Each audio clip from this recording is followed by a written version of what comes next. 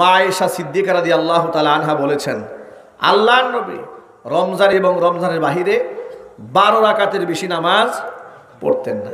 আচ্ছা আপনারা বলেন তো, সারা রাতের লম্বা সময়ের মধ্যে আল্লাহর নবী যদি 100 রাকাত নামাজ পড়তে চাইতেন, পড়তে পারতেন না? জোরে বলেন না।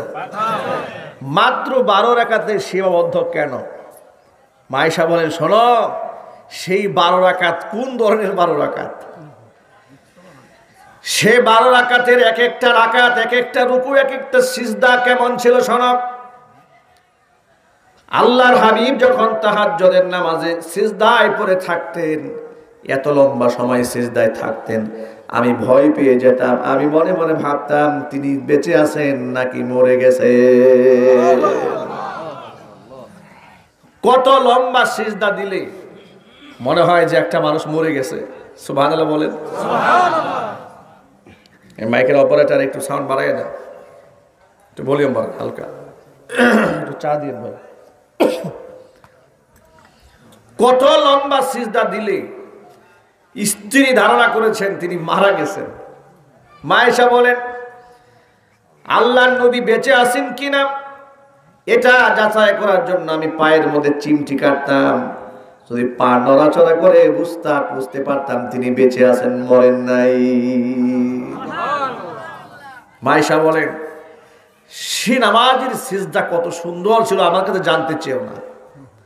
রুকুটা কত সুন্দর ছিল আমার কাছে জানতে চেও না।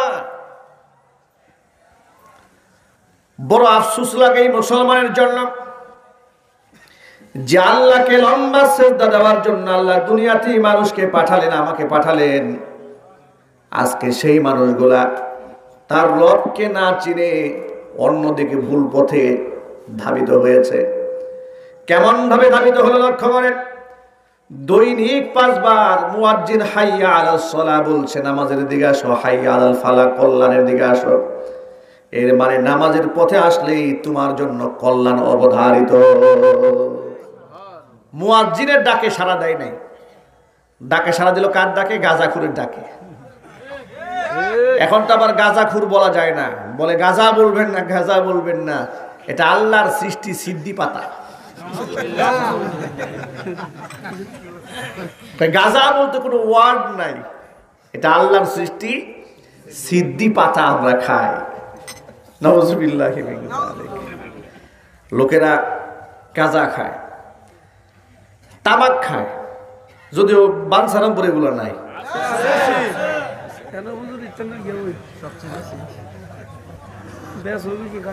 ওইখানে প্রোডাকশন হয়। আমি আপনার হিলটেক্স এলাকা, পার্বত্য চট্টগ্রামের বান্দরবানে প্রোগ্রাম করলাম, নাইক্ষংছড়ি, সেখানে গেলাম। তো নাইক্ষংছড়ি এলাকাতে পাহাড়ের যে পাদদেশে যে এলাকাগুলা, সমতল এলাকা, ওয়াদি, উপত্যকা, পাহাড়ের উপত্যকা, তো সেগুলোর মধ্যে চাষাবাদ হয়। সেখানে বড় বড় পাতা, এই এত বড় বড় বড় পাতার গাছ, ছোট ছোট গাছ, অনেক বড় বড় পাতা, অনেক বড় ক্ষেত। আমাকে হিলটেক্স এলাকায় রাতে যাওয়া যায়, দিনে যেতে হয়। তো কর্তৃপক্ষ আমাকে নিয়ে যাচ্ছে। আমি জিজ্ঞেস করলাম, ভাই এই যে বড় বড় পাতা, এটা কি, এর কি গাছ? এই গাছ তো জীবনে দেখে নেই, আমাদের এলাকায় এগুলো চাষ হয় না। বলে, হুজুর এগুলো হচ্ছে তামাক পাতা। কি পাতা? তামাক পাতা। আচ্ছা আচ্ছা, মানুষ তামাক খায় না? হ্যাঁ, এগুলো সেই পাতা। এত সুন্দর পাতা, কিন্তু এটাকে ঘেরাও দিয়ে একটু বেড়া দিয়ে রাখা দরকার। তো কোনো বেড়া নাই, নেট নাই, জাল নাই, কিচ্ছু নাই। তারা বললেন, আমি বললাম যে যদি এটাকে আপনার নেট দিয়ে ঘেরাও না দেওয়া হয় তাহলে ছাগলে খেয়ে ফেলবে পাতা, এত সুন্দর পাতা। বলে, হুজুর একটা বিস্ময়কর ব্যাপার, এই পাতা ছাগলে খায় না। আল্লাহু আকবার বলে। তা আমি শুনে অবাক হয়ে গেলাম। তারা আমাকে বলে, এটা একটা মজার ব্যাপার, এই পাতা মানুষ খায়, এই পাতা ছাগলেও খায় না। আমি বললাম, তাহলে যে মানুষগুলা এই পাতাগুলা খায়, এত ছাগলের চাইতে অধম। কথা বলে না, ঠিক কিনা? ছাগলেও খায় না এই পাতা, মানুষ খায়। আশরাফুল মাখলুকাতে কানা খায়, এত সুন্দর পাতা খায় না ওরা। কয়েকদিন আগে একজন বলছে, গাজা বলবেন না, গাজা বলতে কোনো ওয়ার্ড নাই। আল্লাহর সৃষ্টি সিদ্ধি পাতা খাই আমরা। আল্লাহর ডাকে সাড়া দিয়ে লম্বা সিজদা আল্লাহকে দিলেন না, অথচ কোরআনে কারিমে আল্লাহর ওয়াদা আছে ওয়াসজুদ ওয়াকতারিব, বান্দারে আমাকে সিজদা দে আর আমার নিকটবর্তী হয়ে যা। আল্লাহকে সিজদা দিলে কার নিকটবর্তী হওয়া যায়? বান্দা যখন আল্লাহকে সিজদা দেয়, আল্লাহ এবং বান্দার মাঝে আল্লাহ কোনো পর্দা রাখেন না, সব পর্দা আল্লাহ সরিয়ে দেয়। রহমতের বৃষ্টি বান্দার উপর বর্ষিত হতেই থাকে, বান্দা যতক্ষণ আল্লাহ পাকের সিজদায় করে থাকে। আল্লাহ নবী লম্বা লম্বা সিজদা দিতেন, এত লম্বা সিজদা রাসূল পছন্দ করতেন। একবার আল্লাহ নবী সিজদায় পড়ে আছেন, হুজুরের কলিজার টুকরা দুই নাতি হাসান এবং হুসাইন রাদিয়াল্লাহু তাআলা আনহুমা সাইয়্যিদা শাবাবি আহলিল জান্নাহ, জান্নাতের যুবকদের সর্দার হাসান এবং হুসাইন রাদিয়াল্লাহু তাআলা আনহুমা, ছোট্ট দুই বালক। নবী যখন সিজদায় পড়ে আছেন, হুজুরকে ঘোড়া বানায়া হুজুরের কাঁধের উপর বসে গেছে। আল্লাহু আকবার বলেন। রাসূলকে ঘোড়া বানিয়েছে। ফাতেমাতুজ জাহরা এই দৃশ্য দেখেছেন, দেখে হাসান হুসাইনকে এক ধমক দিয়েছে, ঘর থেকে বের করে দিয়েছে ধমক দিয়ে। নামাজ যখন শেষ হয়েছে, আল্লাহর নবী ফাতেমাকে ডাক দিয়ে বলে, ফাতেমা, হাসান হুসাইনকে ধমক দিলা কেন? আব্বাজান, আপনি সিজদায় পড়ে আছেন, ওরা আপনাকে ঘোড়া বানিয়েছে, আপনার কষ্ট হচ্ছে। আল্লাহর হাবিব বললেন, ফাতেমা শোনো, বাচ্চাদেরকে কখনো ধমক দিবা না, বাচ্চাদেরকে মহব্বত করবা, ভালোবাসবা। আমি কষ্ট পাচ্ছি, কে তোমাকে বলেছে? ওরা মজা পাচ্ছিল আমাকে ঘোড়া বানিয়ে, আর আমি মজা পাচ্ছিলাম লম্বা সময় আমার মনিবের সামনে সিজদায় পড়ে থেকে। এই হাদিসটা পড়ার পর থেকে আমার ঘরের মধ্যে মাঝে মাঝে আমি নামাজ পড়ি। আমারও ছোট্ট ছোট দুটো বাচ্চা আছে। আমার এক ছেলের বয়স 4 বছর, বড় মেয়ের বয়স 6 বছর, ছোট মেয়ের বয়স 3 বছর। ওই 3 বছর আর 4 বছর দুটা, এই দুইটা একসাথে কাঁধের উপর উঠে।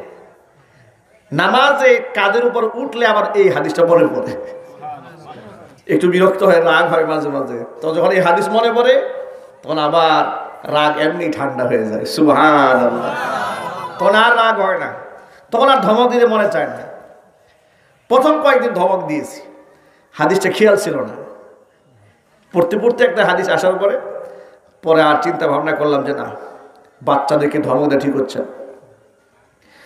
যেখানে আল্লাহর নবী এত লম্বা সিজদা দিতেন আল্লাহর সামনে, সহজে মাথা উঠাতেন না। আজকে সেই রাসূলের উম্মত আমরা আল্লাহর সামনে সিজদা দিতে গিয়ে যে পরিমাণ তাড়াহুড়া আমরা করি। মসজিদে দেখবেন ইমাম সাহেব কোনো মতে সালামটা ফিরিয়েছে জুমার দিন, ইমাম সাহেব জুমার দিনে কোনো মতে সালাম ফিরিয়েছে। মুসল্লিরা প্রতিযোগিতা করে কার আগে কে মসজিদ থেকে বের হয়ে যাবে। যাবে সবার পরে, বের হবে সবার আগে। ইমাম সাহেব ডাকলেও মুসল্লি অনেকে সামনে বসতে চায় না। বসে কোথায় জানেন? বারান্দার ওই কর্নারে। ঠিক কিনা বলেন? উদ্দেশ্য ভালো না, উদ্দেশ্য হচ্ছে কোনো মতে হুজুর সালামটা ফিরান না, দেখি আমার আগে কে যায় মসজিদ থেকে পালায়া। যদিও বাঞ্ছারামপুরে এই ধরনের কোনো কাণ্ড হয় না, হয় কিনা বলেন?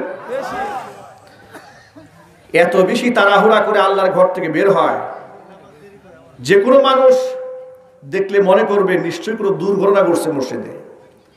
তা না হলে এত তাড়াহুড়া করে বের হচ্ছে কেন? অযুবক ভাইয়েরা আমার, আল্লাহ পাককে মন ভরে সিজদা দিবেন, আর সিজদা দিবেন লম্বা সিজদা, আর ছাট হয়ে সিজদা দিবেন না। একেবারে জড়সড় হয়ে সিজদা দেয় না, না, লম্বা করে সিজদা দিবেন আল্লাহকে। এবং সহজে নাক এবং কপাল মাথা থেকে উঠাবেন না। এটা মনে মনে ভাববেন, আনতা আবুদাল্লাহ কাআন্নাকা তারাহু, যা আমি যেন আল্লাহকে দেখতে পাচ্ছি।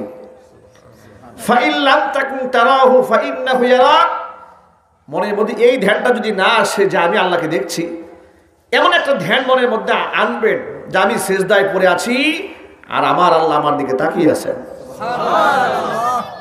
এটা যদি মাথার মধ্যে ঢুকানো যায় তাহলে আর তাড়াহুড়া করে করতে মনে চাবে না, মনে চাবে আরো লম্বা সিজদায় পড়ে থাকি। আল্লাহু আকবার বলেন।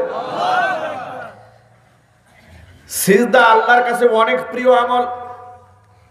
সিজদা আল্লাহর কাছে এতটা প্রিয় আমল, বান্দা যখন আল্লাহকে সিজদা দেয় আল্লাহ পাক পর্দা সরায় নেন। কিন্তু আফসোস যে লম্বা সিজদা আল্লাহকে দেওয়ার কথা, ওই লম্বা সিজদা ইদানিং আল্লাহকে না দিয়া লোকেরা মাজারে গিয়ে দেয়, কবরের সামনে গিয়া লম্বা সিজদা দেয়। পীর সাহেবের পায়ে সিজদায় পড়ে আছে, ইশারা যতক্ষণ না দেয় পীর সাহেব মুরিদ মাথা উঠায় না। আচ্ছা আমি কি ভুল বললাম কথাটা? কত বড় কপাল পুরা চিন্তা করে, কত বড় নালায়েক, কত বড় অযোগ্য, কত বড় অধর্ম, কত বড় অকর্মণ্য সে, নিজের রবের পায়ে সিজদা না দিয়া গিয়েছে কোন পাগল এবং ছাগলের পায়ে সিজদা দিতে। বিরাট বড় আল্লাহর ওলি, পায়খানা করে পানি ঢালে কি হবে? যত নাপাক পীর আছে সব এই উপমহাদেশে আছে। কথা বলেন ঠিক কিনা? এ কথা বলার অর্থ কিন্তু এটা নয় তাহলে কি হক্কানি পীর দেশে আছে না নাই? নিশ্চয় আছে। হক্কানি পীরেরা মুরিদের কাছ থেকে সিজদা নেয় না, হক্কানি পীরেরা মুরিদদেরকে আল্লাহর কদমে সিজদায় ফেলে দেয়। হক্কানি পীরের সান্নিধ্য গ্রহণ করলে মুখের মধ্যে দাঁড়িয়ে আসে, মাথার মধ্যে টুপি চলে আসে, ঘরের মধ্যে পর্দা চলে আসে, সিগারেট খোর সিগারেট ছেড়ে, গাঁজা খোর গাঁজা ছেড়ে দিয়া আল্লাহর জিকিরের মধ্যে রত হয়ে যায়। আর ভণ্ড পীরের মুরিদ যারা আগে খাইতো সিগারেট, মুরিদ হওয়ার পরে এখন খায় গাঁজা। ঠিক কিনা বলেন? যদিও বাঞ্ছারামপুরে এগুলা নাই। প্রিয় ভাইরা, কষ্ট পাচ্ছেন আপনারা?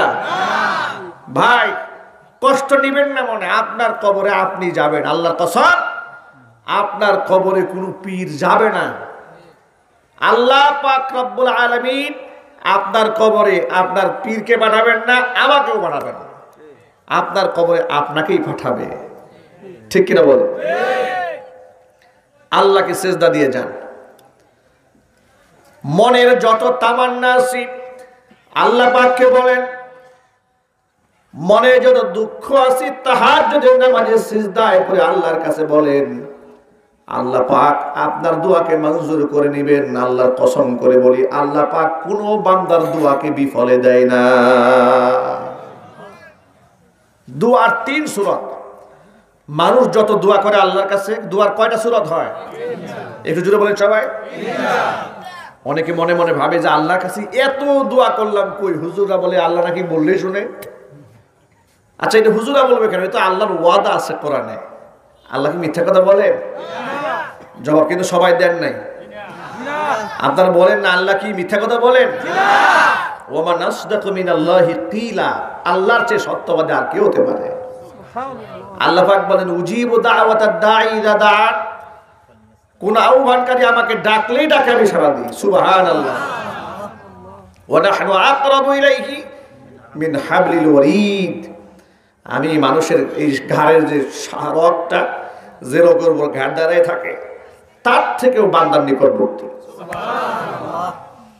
আল্লাহকে অনেক দূরে মনে করেন আপনারা, মানুষরা মনে করে অনেক দূরে আল্লাহ। আল্লাহকে আমার ডাক শুনবে? আমি একটা রিক্সাওয়ালা মানুষ, আমি ক্ষেত খামারে কাজ করি। আপনার শাহরগের চেয়েও আল্লাহ আপনার নিকটবর্তী। আল্লাহকে দূরে মনে করবেন না, আল্লাহর ওয়াদা আছে। মুসলিম শরীফের হাদিসের মধ্যে আছে, মানুষ যখন দোয়া করে 3 সূরতে একটা হয়ে যায়, বান্দার জন্য ওই দোয়ার ফল যদি কল্যাণকর হয়ে যায় আল্লাহ পাক তাৎক্ষণিক তাকে সেটা প্রদান করেন। অথবা যেটা বান্দা চেয়েছে ওই দোয়া আল্লাহ পাক তার খাজানার মধ্যে জমা করে রাখেন, ওর থেকে উত্তম একটা বিনিময় আল্লাহ পাক পরকালে তার জন্য জমা করে দেয়। 2 সূরাত। আরেকটা হচ্ছে এই দোয়ার কারণে আগন্তুক অনেক বড় ধরনের একটা বিপদ থেকে আল্লাহ পাক তাকে বাঁচায় দেন। সুবহানাল্লাহ। কয় সূরাত হইল? 3 সূরাত। এর মানে দোয়া বিফলে যাওয়ার কোনো সুযোগ নাই। বেশি বেশি দোয়া করবেন আল্লাহর কাছে, যত দোয়া করেন সব কবুল হয়। সুবহানাল্লাহ। সুবহানাল্লাহ। মিস নাই। আপনি যে মনে করেন যে আমার দোয়া আল্লাহ শোনেন, 100 বার শোনে। আর দোয়া করার সময় মনের মধ্যে সন্দেহ নিয়ে দোয়া করবেন না যে দোয়াটা কি হইল না হইল না, দোয়াটা কি আল্লাহ শুনলো। আমি তো খুব একটা বেশি জোরে বলি নাই, মনে মনে বলছি। ভাইরা, যে প্রাণী চোখ দিয়া খালি চোখে দেখাও যায় না, শৈবালের সাথে প্রবালের সাথে মিশে থাকে, এমন ছোট্ট ছোট্ট পোকা প্রাণীগুলো খোদার তাড়নায় যখন কান্দে চিৎকার মারে, পৃথিবীর কোনো রাজা বাদশাহ, পৃথিবীর কোনো খাদ্য মন্ত্রণালয় থেকে তাদের জন্য খাদ্যের সরবরাহ করে না, যিনি তাদের পেটের মধ্যে খাবার পৌঁছায় দেন তিনি কে? তার আওয়াজ তো শোনা যায় না। তাহলে কেন আল্লাহ পাক আমাদের ডাক শুনবেন না? আমরা তো আল্লাহ পাকের অনেক প্রিয়। সুবহানাল্লাহ পড়ে। বান্দা মানুষ আল্লাহর অনেক প্রিয়। আল্লাহ নানান সুতা নাথা খুঁজবেন বান্দাকে মাফ করার জন্য। অনেক সুতা খুঁজেন, বান্দা আমার দিকে ফিরায়, আমি তোকে ক্ষমা করব, আমি তোকে মাফ করব। প্রিয় মায়েরা, বোনেরা, আমি আপনার সন্তান তুল্য সন্তান হিসেবে বলছি, বাবারা আপনাদেরকে আমি বলছি, সন্তান হয়ে একজন দায়ী হিসেবে, একজন আলিম হিসেবে বলছি, নাক এবং কপালটা আল্লাহ পাক বান্দাকে সিজদা দেওয়ার জন্য বানান নাই। আল্লাহ পাক এই সিজদাটা একমাত্র নিজের জন্য রেখে দিয়েছে। এখানে কাউকে শরীক করবেন